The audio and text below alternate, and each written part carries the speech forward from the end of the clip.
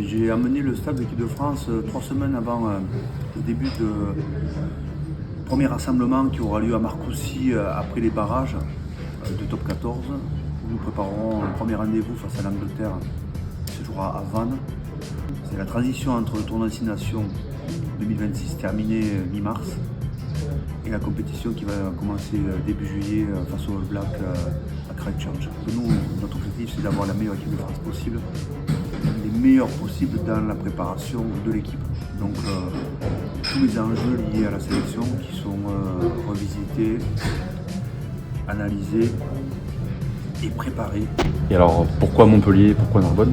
On a fait jusqu'à présent la même chose dans les clubs qu'on considère les meilleurs.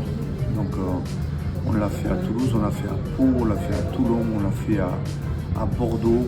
J'essaie de trouver un aménagement avec le manager, Joko Dulot bien sûr, et Canal à la porte.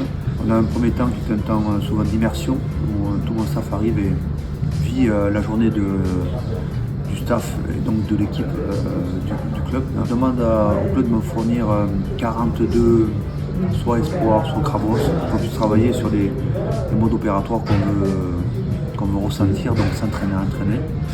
Le mardi, on a invité le staff de Montpellier à passer toute la journée avec nous. Là, toutes les compétences, c'est bien sûr le rugby, mais l'analyse, la préparation physique, la performance, la logistique, la médicale.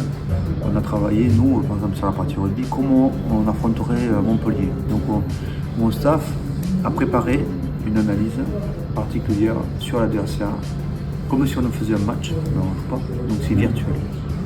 Et ensuite on débat. Montpellier, Oui. c'est parce que je les ai visités 4 fois cette saison. Donc Vous les connaissez bien. il n'y a rien de nouveau, il y a un lien particulier bien sûr, surtout qu'ils sont très demandeurs, très demandeurs.